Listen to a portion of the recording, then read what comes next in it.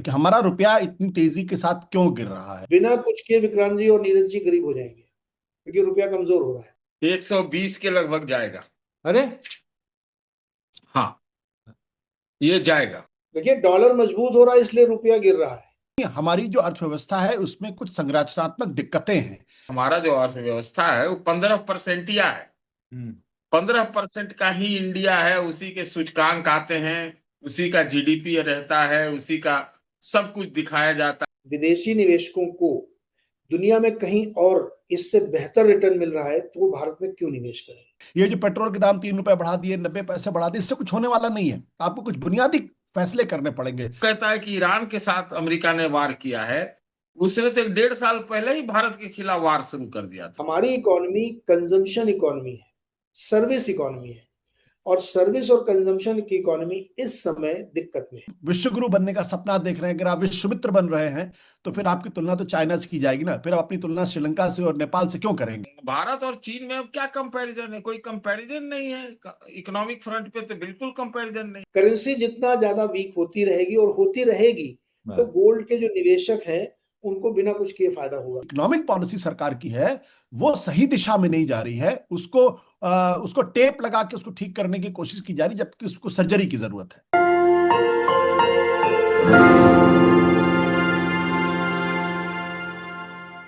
देखिए विक्रांत, आपने बिल्कुल सही कहा। दरअसल इस ओर लोग ना तो इस पे चर्चा कर रहे हैं, ना इस बारे में बातचीत कर रहे हैं कि हमारा रुपया इतनी तेजी के साथ क्यों गिर रहा है। और ये और तेजी के साथ गिरेगा अगर इसको आरबीआई इसको संभालने की कोशिश ना करे तो। मेरे ख्याल से अगर आरबीआई ने इसको संभालने की कोशिश नहीं की होती तब तक ये 100 के पार भी निकल चुका होता। दिक्कत क्या है कि जिससे कहते हैं ना इकोनॉमी, मैं तो देखो इकोनॉमी का उतना बड़ा स्टूडेंट नहीं हूं, बट थोड़ा समझने की कोशिश जरूर करता हूं। इकोनॉमिक्स में जो कहते हैं स्ट्रक्चरल प्रॉब्लम्स है, यानी हमारी जो अर्थव्यवस्था है उसमें कुछ संरचनात्मक दिक्कतें हैं, और उसको जब तक ठीक नहीं किया जाएगा तब तक आपका रुपया संभलेगा नहीं। जो फंडामेंटल प्रॉब्लम है, और मुझे लगता है कि इस बारे में प्रधानमंत्री नरेंद्र मोदी की शायद शुरुआत में कुछ जानकारी थी, तभी आपको अच्छी तरीके से याद होगा कि जब 2014 में वो देश के प्रधानमंत्री बने थे, तब उनकी सरकार ने 2022 का एक टारगेट रखा था। टारगेट क्या था? टारगेट यह था कि मैन्युफैक्चरिंग सेक्टर में जो जीडीपी का कंट्रीब्यूशन है उसको तकरीबन 25% तक हम लेके आएंगे। उस वक्त तक भारत में मैन्युफैक्चरिंग सेक्टर का जीडीपी में कंट्रीब्यूशन तकरीबन 13-14% या 15% के आसपास था। लेकिन आज 2022 को भी बीते बीते 4 साल हो गया है, और अभी तक हमारी जो मैन्युफैक्चरिंग सेक्टर का जो जीडीपी में कंट्रीब्यूशन है वो टस से बस नहीं हुआ। अभी भी 15% के आसपास, कभी 14, कभी 15, कभी 16, कभी 15, कभी 14, इसी तरीके से चलता रहता है। और जिसकी वजह से हमारा जो जो फोकस है, जिस तरीके से चाइना दुनिया में एक मैन्युफैक्चरिंग का एक सुपर पावर बन के उभरा है, और दुनिया का कोई भी ऐसा देश नहीं होगा जिसका जो सरप्लस है, जिसके बारे में लोग कहते हैं कि तकरीबन तकरीबन करीब $1 ट्रिलियन से उसके पास से ज्यादा उसके पास सरप्लस है, जबकि भारत के पास जो इस वक्त हम जिस फॉरेन रिजर्व के बारे में बात करते हैं वो तकरीबन 700 या $800 बिलियन का है। तो उस लिहाज से भी अगर आप देखें तो ये बात बिल्कुल पोस्ट होती है। अब इस वक्त जब प्रधानमंत्री 2014 में जब नरेंद्र मोदी प्रधानमंत्री बने थे, उस वक्त जो भारत का रुपया था वो 61.04 था, यानी डॉलर के मुकाबले 61 रुपया 4 पैसे था। और पिछले 12 सालों में वो 61 से बढ़ के पहुंच गया है 96-97 तक। और कब वो 100 पहुंच जाएगा, मुझे इसमें कोई कोई ज्यादा देरी लगने वाली दिखाई नहीं पड़ती। और अगर ऐसा होता है तो भारत के लिए वाकई बहुत ज्यादा चिंता करनी पड़ेगी, क्योंकि उसको कुछ बुनियादी रिफॉर्म करने पड़ेंगे, और वो बुनियादी रिफॉर्म सरकार करती हुई दिखाई नहीं पड़ रही। ये जो पेट्रोल के दाम 3 रुपए बढ़ा दिए, 90 पैसे बढ़ा दिए, इससे कुछ होने वाला नहीं है। आपको कुछ बुनियादी फैसले करने पड़ेंगे। जो पहला बुनियादी फैसला करना पड़ेगा वो ये है कि भारत को दुनिया में मैन्युफैक्चरिंग हब बनाना पड़ेगा। उसके लिए आपको जो कुछ भी करना है वो आपको करना पड़ेगा। भारत को अपना इंपोर्ट कम करना पड़ेगा और एक्सपोर्ट बढ़ाना पड़ेगा। अगर आप एक्सपोर्ट नहीं बढ़ाएंगे तो ये दिक्कतें लगातार होती रहेंगी। अब जैसे मैं आपको एक छोटा सा उदाहरण दे देता हूं कि जो इस वक्त हमारा मर्केंटाइज ट्रेड डेफिसिट है 2024 और 2025 और 2026 में, वो तकरीबन तकरीबन $333 बिलियन का है, जिसमें पिछले साल की तुलना में 17% की बढ़ोतरी हुई है। अब आपका ट्रेड डेफिसिट अगर $333 बिलियन का है, और उसमें जो इंक्रीज हो रही है, जो जो जो डेफिसिट बढ़ रहा है वो 17% के हिसाब से बढ़ रहा है। तो आप समझ लीजिए कितनी तेजी के साथ हमारा ट्रेड डेफिसिट या जो व्यापार अंतर्राष्ट्रीय व्यापार घाटा है या मर्केंटाइज ट्रेड डेफिसिट है वो लगातार कमजोर होता जा रहा है। और इस वक्त हमारे पास जो कह सकते हैं कि जो इंपोर्ट है वो ऑल टाइम हाई है, ऑल टाइम हाई इंपोर्ट है, $775 बिलियन, $775 बिलियन। जबकि जो हमारा एक्सपोर्ट है वो लगभग $450 बिलियन के आसपास रहता है। इस वक्त का जो आंकड़ा है वो $442 बिलियन का है। तो आपका एक्सपोर्ट बढ़ नहीं रहा है, इंपोर्ट जबरदस्त तरीके से बढ़ता जा रहा है। तो जाहिर सी बात है इसका जो असर पड़ेगा वो रुपये डॉलर के ट्रेड पर पड़ेगा, और फिर रुपया लगातार कमजोर होता जाएगा। अगर आपको रुपया को बढ़ाना है तो आपको एक्सपोर्ट बढ़ाना ही पड़ेगा और आपको अपने घर के अंदर डॉलर लाना पड़ेगा, क्योंकि जब आप इंपोर्ट बढ़ता है तो जाहिर सी बात है चूंकि अंतर्राष्ट्रीय ट्रेड जो है वो डॉलर के टर्म्स में होता है, तो आपका डॉलर आपकी जेब से निकलेगा। अगर एक्सपोर्ट बढ़ेगा तो डॉलर आपकी जेब में वापस लौटेगा। अब इस वक्त जो एक बड़ी बात कही जा रही कि भाई ये सारी की सारी दिक्कत इसलिए है क्योंकि ईरान क्राइसिस है, और ईरान क्राइसिस की वजह से हमारे यहाँ जो क्रूड ऑयल का प्रोडक्शन, क्रूड ऑयल है, वो हमको इंपोर्ट करना पड़ेगा और उसके पास हमारा कोई रास्ता है नहीं। तो इस पे कई चीजें, पहली बात तो इस बात को लेकर ये कि सरकार जब 2014 में बनी थी तो उसके बाद से अपना क्रूड का एक्सपोर्ट, क्रूड का जो प्रोडक्शन है वो क्यों नहीं बढ़ाया, उसकी कैपेसिटी क्यों नहीं बढ़ाई, आपने रिजर्व क्यों नहीं बढ़ाया। अब देखो ministry of commerce and industry का खुद का अपना डेटा, मेरा अपना डेटा नहीं है, खुद का डेटा कहता है कि लगातार छठे महीने जो हमारा क्रूड ऑयल है इसका प्रोडक्शन गिर रहा है, और इस वक्त नेगेटिव में है 5.2% फरवरी के महीने में। इसी तरीके से जो नेचुरल गैस का प्रोडक्शन है उसमें भी पिछले 20 महीने से लगातार गिरावट देखने को मिल रही है। इस वक्त 5% के हिसाब से उसमें कॉन्ट्रैक्शन दिखाई पड़ रहा है। रिफाइनरी प्रोडक्ट है उसमें भी अगर आप देखें तो वो भी 1% इस वक्त उसमें गिरावट दिखाई पड़ रही है, और पिछले 11 महीनों में 6 बार उसमें जो प्रोडक्शन है वो घटता हुआ दिखाई पड़ा है। तो जब सरकार, अगर आप अपना प्रोडक्शन नहीं बढ़ाएंगे तो जाहिर सी बात है जो आपकी जो जो जो क्रूड ऑयल पे जो जो डिपेंडेंसी वो बढ़ेगी। और 2014 में जब मनमोहन सिंह की सरकार थी तो हम क्रूड ऑयल कितना इंपोर्ट करते थे, 82%। आज कितना करते हैं, लगभग 90%। अगर आपने प्रोडक्शन इंप्रूव किया होता, अगर आपने अपना रिजर्व बढ़ाया होता तो आज शायद इतना बड़ा संकट हम नहीं देखते। और चाइना जो है वो इस मामले बहुत आगे। जब मैंने ये बात एक टीवी चैनल पे कही तो एक सरकार के बहुत खास आदमी हैं, वैसे तो इंडिपेंडेंट दिखते हैं, उन्होंने कहा देखिए आप ना एप्पल एंड ऑरेंजेस की तुलना मत करिए। मतलब उनका कहने का मतलब था आप पाकिस्तान से तुलना कर लीजिए तो ठीक है, आप चाइना से क्यों तुलना कर रहे हैं। तो मैंने उनको कहा कि अगर आप विश्वगुरु बनने का सपना देख रहे हैं, अगर आप विश्वमित्र बन रहे हैं तो फिर आपकी तुलना तो चाइना से की जाएगी ना, फिर आप अपनी तुलना श्रीलंका से और नेपाल से क्यों करेंगे। तो बेचारे वो चुप हो गए। तो ये असली दिक्कत है कि आपका एक्सपोर्ट बढ़ नहीं रहा है, इंपोर्ट लगातार बढ़ता जा रहा है।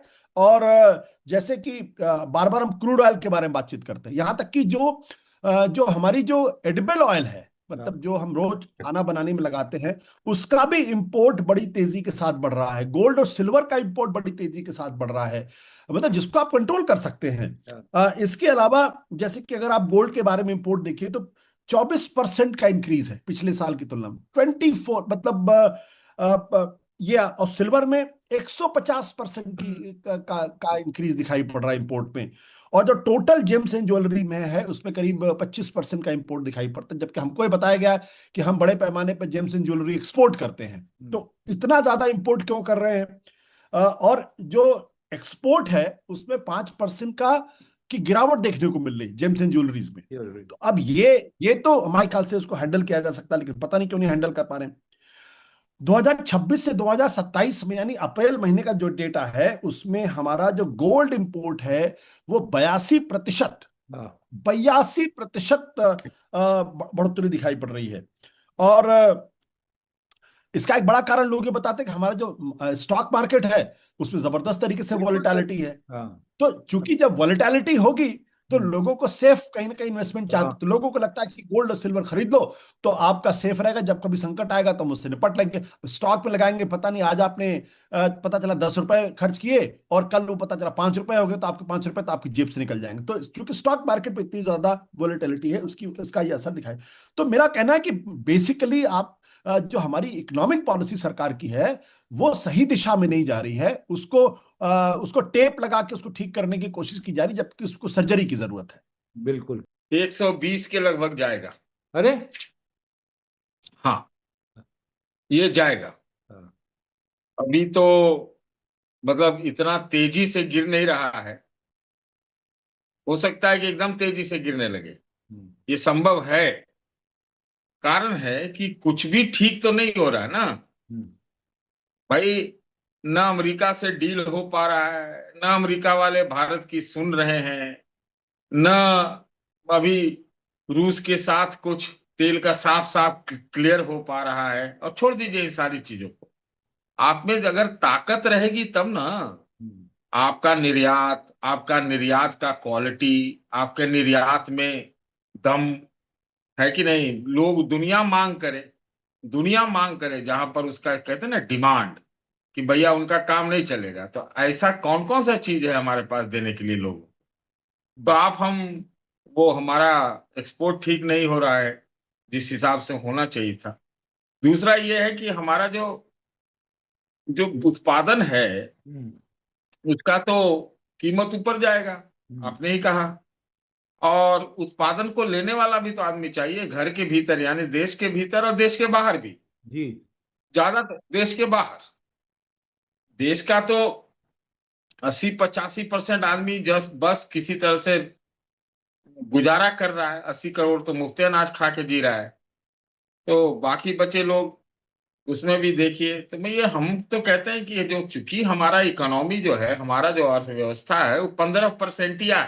हम्म, 15% का ही इंडिया है, उसी के सूचकांक आते हैं, उसी का जीडीपी रहता है, उसी का सब कुछ दिखाया जाता है, उसी को बताया जाता है, उसी में हम तेजी से बहुत अर्थव्यवस्था बढ़ती भी है। सब कुछ उसी वर्ग का है। हाँ, तो बाकी 85 को ठीक किए बगैर आपका तो ये आज न कल ये तो होना ही था। इसमें कहां से मतलब हमें तो मेरे मन में कोई शक नहीं था कि ऐसा आएगा। और ऊपर से विक्रांत, सबसे बड़ी बात है कि एक जो देश जो है वो हम्म, हाँक रहा है। हमको लगता, लोग कहता है कि ईरान के साथ अमेरिका ने वार किया है, उसने तो 1.5 साल पहले ही भारत के खिलाफ वार शुरू कर दिया था, युद्ध कर दिया था। तो उन सब का नतीजा है। क्योंकि अर्थव्यवस्था में ताकत रहनी चाहिए, नए टेक्नोलॉजी में ताकत रहनी चाहिए, ऐसे उत्पादन हो, ऐसा जिसकी मांग दुनिया भर में हो, मास स्केल पर हो, है ना, जिसकी लागत कम आए खर्च मतलब उत्पादन करने में, और नए टेक्नोलॉजी से सब तरह से हो। तो वो जो बुनियादी जो ताकत है वो दिक्कत है। और अब तो ऐसा चक्रव्यूह खड़ा हो गया कि आप पेट्रोल का दाम बढ़ाइएगा, डीजल का दाम बढ़ाइएगा, जो कि बढ़ाना भी जरूरी है, इसमें भी कहीं कोई शक नहीं है हम्म, ना। वो भी जाएगा 125 के लगभग, ये जान लीजिए। तो ये तो हमारे ऊपर ट्रिपल मार हो गया ना, रुपया भी नीचे, पेट्रोल भी ऊपर, और जितना जो ये अमेरिका का ट्रेड वार हाँ, है ना, अब प्लस चौथा अगर आप उसमें जोड़ दीजिए तो ये खाड़ी युद्ध का संकट। हम्म, तो ये चार तरह से हम मारे जा रहे हैं। तो ये इसलिए ये सब हो रहा है। मैंने आपसे कहा तो कि अमेरिका ने भारत के खिलाफ युद्ध बहुत पहले डिक्लेयर कर दिया था, पेनाल्टी भी आप ही पे लगाता है, 18% का तलवार आप ही के ऊपर लटकाता है, उसका आदमी दिल्ली में आके आए बाएं बोल के चला जाता है। और फिर एक आ रहा है रूबियो, फिर आ रहा है दिल्ली, हम्म, और हम लोग उनसे कोई राहत कोई चीज नहीं ले पा हम्म, रहे हैं। हम लोग तो शायद इसी में खुश रहोगे कि एक आध डील हो गया, एक आध हमारी भारतीय कंपनी के खिलाफ एक जांच पड़ताल चल रहा था, वो सब सलट गया, सुलटा दिया गया, है ना, उसी में। लेकिन ये जो अमेरिका का जो लॉ मतलब बड़ा डिजाइन है, वो भारत को मुझे तो लगता है तबाह करना। हम्म, वो सब चीज ले लेगा, आपको देगा कुछ। हमारे यहाँ जो विदेशी निवेश है वो घट रहा है, और हमारे ऊपर वो दबाव बढ़ा के हमारे जो इंडस्ट्रियलिस्ट हैं, हमारे जो उद्योगपति हैं, उनसे पैसे लगवा रहा है अमेरिका में। $400 बिलियन के तो अभी तक लोगों ने कस्में खा ली हैं, है ना। और हमारे यहाँ 33 बिलियन का डॉलर का जो है, आप समझिए एक समय तो एफडीआई था। तो ये स्थिति हो रहा है ना, और ऊपर शेयर बाजार खाली कर दे रहा है सबके सब, है ना। तो ऐसे भी शेयर बाजार में खाली करने का कारण बहुत दूसरा है। वो दूसरा ये है कि उनको जो शेयर में पैसा लगाते हैं वो लोग देखते हैं कहाँ ज्यादा पैसा मिलेगा। हाँ उनको बिल्कुल। अमेरिका में मिलेगा, हम्म। उनको बॉन्ड में ज्यादा मिलेगा, उनको बड़े बड़े दुनिया में जो आर्टिफिशियल इंटेलिजेंस के स्टॉक्स का आजकल बोलबाला है उसमें वो लगाएंगे। आपके यहाँ क्यों लगाएंगे? हम्म। आपके यहाँ क्यों लगाएंगे? ये वाली दिक्कत आ रही है कि हमारे जो न्यू टेक है, नया टेक्नोलॉजी है, उसमें कोई बड़ा शक्तिशाली ब्रांड या कोई मार्का नहीं बन पा रहा है, नहीं बन पाया है, वो कारण है कि नहीं?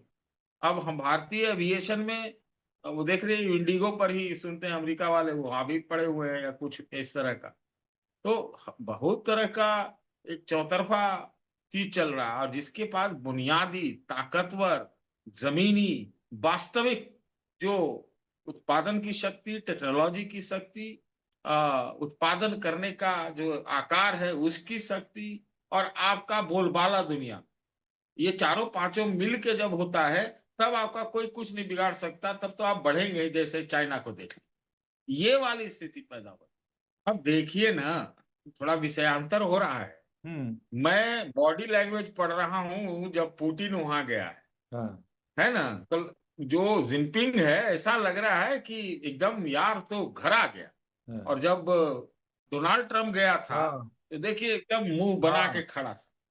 समझ रहे हैं? ये हाँ। दोनों मिल के काम कर रहे हैं, ऐसा दिखने को होता है।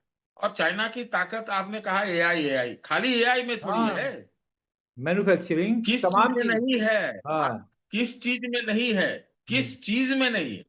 तेल में अगर मान लीजिए उसके बाद तेल नहीं है तो इसको तो रूस बगल से हाँ। बाल्टी से पहुंचा देगा। हाँ। समझ रहे हैं? मजाक में कह रहा हूं, लेकिन हाँ। बाल्टी से जग में या ड्राम में पहुंचा देगा, तो बगल में है भाई। और उसने तेल का जो भंडार है वो हम्म। अमेरिका से तिगुना रखा हुआ है। हम्म। भाई चाइना वाले तो इतना सोचते हैं कि उन्होंने, मैं पढ़ा कि सोयाबीन और चावल के भी स्ट्रेटेजिक रिजर्व बना रखे। हम्म। आप सोचिए, तो चाइना तो हर तरह से मजबूत है। चाइना से के आगे मतलब अमेरिका भी टिक नहीं पा रहा है, अब तो ये हालत है। तो अब बात ये, हम कहाँ से चाइना से कंपेरिजन करेंगे? हमारे यहाँ भी वैसे देश ने कंपैरिजन करना लगभग लगभग छोड़ ही दिया है, ऐसा हाँ नहीं है। बिल्कुल। हम तो 6 गुना इकोनॉमी है भाई। उसका जो विदेशी मुद्रा भंडार है वो हमारे 5 गुना के लगभग है। हम्म। समझ रहे हैं? ज्यादा ही होगा।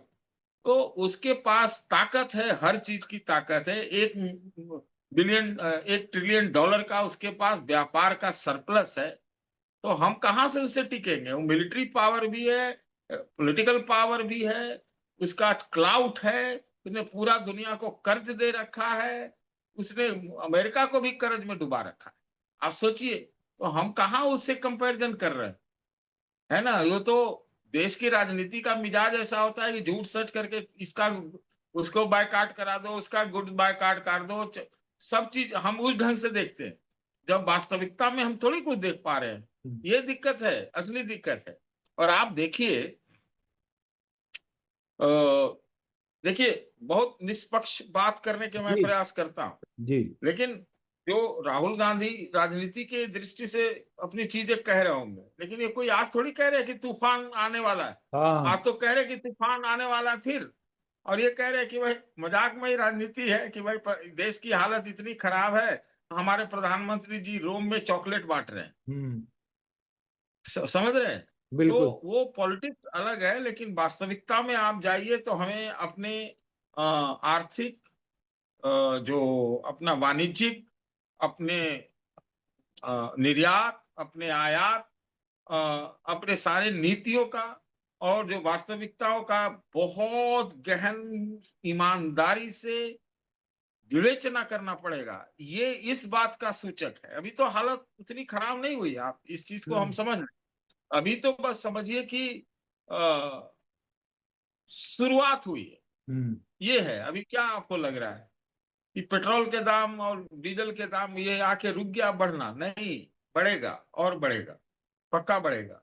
नहीं बढ़ेगा तो कहाँ होगा? अरे उसमें तो बढ़ाओ भी, क्या करोगे? आप बाहर से ही लाना है आपको, तो बढ़ाना ही पड़ेगा ना। आप क्या करोगे? नहीं तो पूरा विदेशी मुद्रा भंडार स्वाहा हो जाएगा। अब मतलब हर हफ्ता जो है, जो रिपोर्ट आई है, वो $8 बिलियन स्वाहा हो रहा है। तो वो स्थितियां हैं भाई। वो हमको एकदम बिल्कुल बहुत नए ढंग से काम करना पड़ेगा, और वो कोई उपाय नहीं। आपने चाइना का नाम लिया था, बहुत महत्वपूर्ण है उसका, थोड़ा दर्शकों को ये सब भी जानना चाहिए। 1970 का मैंने डाटा देखा। 1970 में पाकिस्तान का जो पर कैपिटा था, पर कैपिटा कौन सा चीज, जीडीपी है क्या, वो चाइना और भारत दोनों से ज्यादा था। समझ लीजिए, 1970 में 87-88 में भारत और चाइना का बराबर था। इनफैक्ट कुछ समय तो 80-80 में भारत चाइना से आगे था। और आज की स्थिति ये हो रही है कि चलिए पाकिस्तान तो बर्बाद हो गया, लेकिन भारत जो है, भारत और चीन में अब क्या कंपैरिजन है? कोई कंपैरिजन नहीं है। इकोनॉमिक फ्रंट पे तो बिल्कुल कंपैरिजन नहीं है, क्योंकि वो हमारा आज के समय में जो अभी जो रुपया का मूल्यन वगैरह हो गया है, शेयर बाजार में मामला गड़बड़ाया है। अब एक कंपनी भी भारत का 100 में नहीं है टॉप, तो वो सब है। तो उसके बाद जो स्थिति है, वो जो हम लोग कह रहे थे $5 ट्रिलियन, $5 ट्रिलियन, वो अब हम 4 से भी नीचे आ गए, 360 पे आ गए। 4 भी नहीं है, 4 ट्रिलियन भी नहीं है, अब तो 3.60 ट्रिलियन पे आ गए। और चाइना कहाँ है? $22-23 ट्रिलियन पर। आपका फॉरेक्स जो है 680-90 बिलियन है, उसका 3000 पार है, $3000 बिलियन पार है। तो आप कहां से कंपैरिजन करेंगे? उसके बाद एक मात्र ऐसा चीज है जो नहीं है, वो तेल है। बाकी तो हर कुछ है उसके पास, सब कुछ। आप कोयला का बात कीजिएगा तो कोयलो है, आप कुछ का भी बात कर लीजिए, सब चीज है उसके पास, है ना। और उसके दोस्त यार भी है, नया नया जुड़ा है, रूस वगैरह, ये सब वो बहुत दोनों मिलकर मजबूती से काम कर रहे हैं। क्या बिगाड़ दिया अमेरिका ने रूस चाइना का? बताइए ना, क्या बिगाड़ लिया? क्या पेनाल्टी लगाया रूसी तेल लेने पर? लगाया भी नहीं, हमारे ऊपर तो लगा भी दिया था, हम पर रोक भी दिया था। उसको ना रोक पाया ना पेनाल्टी लगा पाया। ये है क्योंकि उसकी ताकत बहुत है, क्योंकि मास स्केल प्रोडक्शन है। पूरा दुनिया का पैसा पहले अपने यहाँ लगवा के सब उसने अपना हिसाब किताब पूरा एकदम जो है ना, एकदम मास फैक्ट्री बना दिया चाइना को। तो वो वाली स्थिति है। मेड इन चाइना की बात है, हम तो मेक इन इंडिया कहते थे, और मेक इन इंडिया कहाँ, कितना है, क्या है, आप बताइए ना। देखिए, डॉलर मजबूत हो रहा है इसलिए रुपया गिर रहा है, ये भी तो एक बात है। और दूसरी बात ये है कि आरबीआई के पास अब उतने टूल्स नहीं है कि वो रुपए में ज्यादा इंटरवेंशन कर सके। पिछली बार उन्होंने काफी पैसे खर्च किए संभालने के लिए, लेकिन वो तरीका बहुत काम आएगा नहीं, क्योंकि वो नेचुरल फॉल है। और आपको याद होगा कि उन्होंने बैंकों को कहा था कि आप रुपए को शॉर्ट करके और डॉलर को लॉन्ग करने वाला भी बंद कर दीजिए। तो उसकी वजह से भी रुपए में एक अच्छा सुधार हुआ था, लेकिन उसके बाद से फिर गिरा। कारण इसका ये है कि हमारी जो करंट अकाउंट डेफिसिट है वो बढ़ रही है लगातार। उसका सिंपल रीजन है कि हम तेल, सोना, इन सब चीजों में बहुत डॉलर खर्च कर रहे हैं, और बहुत बड़ी मात्रा में एफआईआई बेच के जा रहे हैं। तो जब वो बेच के जाएंगे तो डॉलर ही निकालेंगे। और तीसरा, हमारा एफडीआई पिछले 1-2 सालों से नेट जीरो पे है। तो इन कारणों से हमारा रुपया वीक होता जा रहा है और डॉलर स्ट्रांग हो रहा है। क्यों हो रहा है ये? क्यों ऐसा एफआईआई बेच रहे हैं? क्योंकि एफआईआई को यहाँ पे रिटर्न बनता हुआ नहीं दिख रहा है, और उनका रिटर्न होता है डॉलर टर्म्स में, कि वो डॉलर लेके आते हैं, रुपए में कन्वर्ट करते हैं, निवेश करते हैं, और जब उनको फायदा होता है वो बेचते हैं, और फिर डॉलर में कन्वर्ट करके ले जाते हैं, तो उनको फायदा ही नहीं दिख रहा है। तो वो क्यों निवेश करेंगे यहाँ पे? पहला सवाल ये है। दूसरा सवाल ये है कि अगर विदेशी निवेशकों को दुनिया में कहीं और इससे बेहतर रिटर्न मिल रहा है तो वो भारत में क्यों निवेश करें? एकदम स्वाभाविक क्वेश्चन है, क्योंकि उनको थोड़ी भारत से प्रेम है, उनको पैसे से प्रेम है और जहां पैसा ज्यादा बन रहा है वहां ले जा रहे हैं। अब अमेरिका में बिना कुछ किए, अगर आप दुनिया के सबसे आलसी व्यक्ति हैं तो भी आपको अमेरिका में 4.5% का रिटर्न बिना कुछ किए मिल जाएगा। तो अगर इससे ज्यादा मुझे डॉलर टर्म्स का रिटर्न भारत में मिले तो मैं निवेश करूंगा, वरना मैं नहीं करूंगा। तो ताइवान में ज्यादा रिटर्न मिल रहा है, कोरिया में ज्यादा रिटर्न मिल रहा है, तो मैं यहाँ क्यों लगाऊं? अमेरिका में ज्यादा रिटर्न मिल रहा है, अमेरिका का मार्केट देखिए क्या बूमिंग मार्केट है वहां पे। तो ये कई सारे कारण जिसकी वजह से लगातार एफआईआई की बिकवाली, एफडीआई का कम आना, सोना इंपोर्ट और कच्चे तेल, इसकी वजह से डॉलर हमेशा आपकी जरूरत रहेगी और रुपया कमजोर होता रहेगा। इसमें आरबीआई के पास अब बहुत ज्यादा तरकश में तीर है नहीं कि उसको रोक पाए, और मुझे लगता है वो रोकना ठीक भी नहीं है। मैं उस कैंप में नहीं हूं जहां पे रुपए की वीकनेस को लेकर के बहुत ज्यादा हाय हल्ला मचाया जाता है। कारण ये है कि ये बात सही है कि हम एक इंपोर्टिंग कंट्री है, नेट इंपोर्टर है हम लोग, तो हमको रुपए की वीकनेस से दिक्कत होती है। लेकिन एट द सेम टाइम अगर अगर हम अपने एक्सपोर्ट को बढ़ाना चाहते हैं और अपना माल बाहर बेचना चाहते हैं तो हमको अपनी करेंसी को उतना ज्यादा स्ट्रांग भी नहीं रखना चाहिए। तो इसलिए मुझे लगता है कि रुपया वीकनेस एक बड़ी चिंता है, क्योंकि उससे आप प्रतिदिन गरीब होते हैं। बिना कुछ किए विक्रांत जी और नीरज जी गरीब हो जाएंगे, क्योंकि रुपया कमजोर हो रहा है। ये एक सच्चाई है ये। लेकिन उसी के साथ ये सच्चाई है कि हम ऐसा क्या बेचते हैं कि विदेशी हमसे खरीदें और कॉस्ट इफेक्टिव हो। तो इन कारणों की वजह से मुझे लगता है कि रुपए को बहुत ज्यादा रिस्ट्रिक्ट करने का कोई लाभ नहीं है, उसको एक बार फ्री फ्लो छोड़ना चाहिए। दो रीजन मुझे इसमें समझ में आते हैं विक्रांत भाई। एक पहला रीजन तो ये कि पिछले 75 सालों में अगर आप देखेंगे तो एवरेज रुपया 2% हर साल वीक होता है।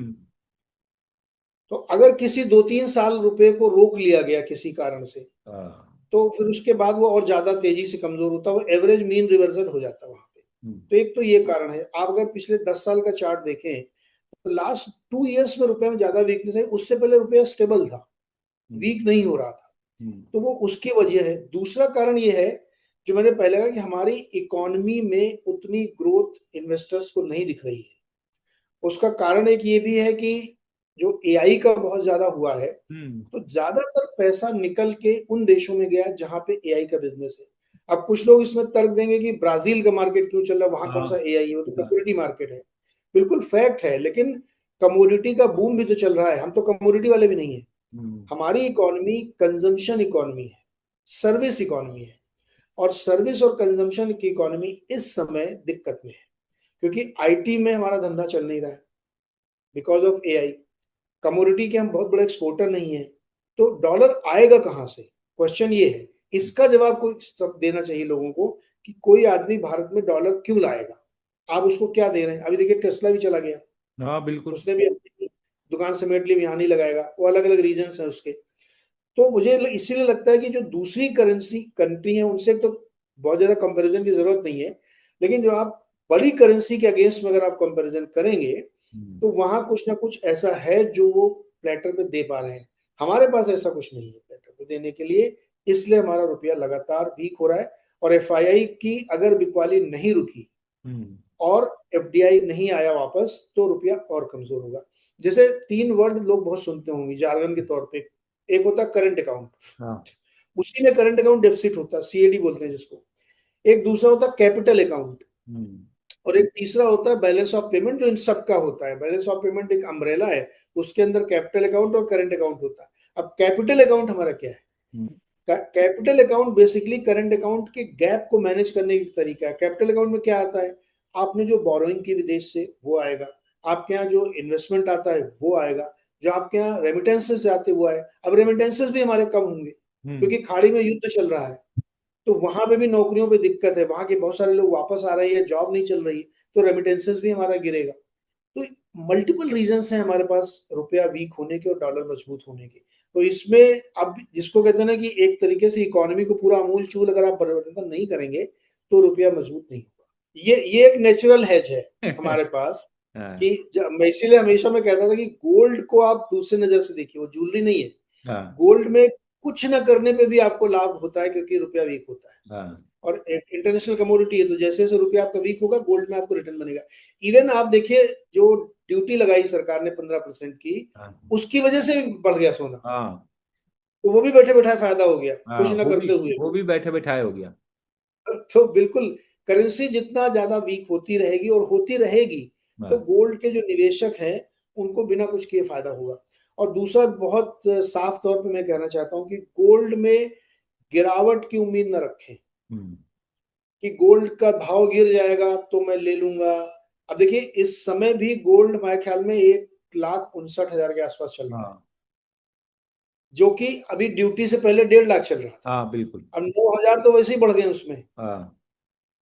और करेंसी वीक हो रही तो और रोज रोज वो बढ़ता रहता है। मतलब चांदी में आप देखिए पहले 240 के आसपास चली थी, अचानक से वो 270 280 हो गई, 30,000 रुपये बढ़ गए इसमें सीधे। 15% ड्यूटी का फायदा और करेंसी का फायदा। तो गोल्ड और सिल्वर के निवेशकों के तो मतलब इसको तो ये हमेशा वो फायदे में रहते हैं। अगर मान लीजिए डॉलर बहुत स्ट्रॉन्ग ना होके डॉलर बहुत वीक हो जाएगा तो और तेजी से गोल्ड भागता है। मतलब वो जैसे चित भी मेरी पट भी मेरी है। रुपया वीक हो रहा है तो भी फायदा है, डॉलर वीक हो रहा है तो गोल्ड के भाव और तेजी से इंटरनेशनल मार्केट बढ़ तो और ज्यादा फायदा होता है। तो मतलब उनका तो लाभ ही लाभ है, उनको नुकसान तभी हो सकता है कि वो सोना खरीदना लोग बंद कर दें, जो कि होगा नहीं। तो गोल्ड के निवेशक तो हमेशा मतलब मजे में ही रहते हैं, इसीलिए ज्वेलर्स लोग बहुत अमीर होते हैं।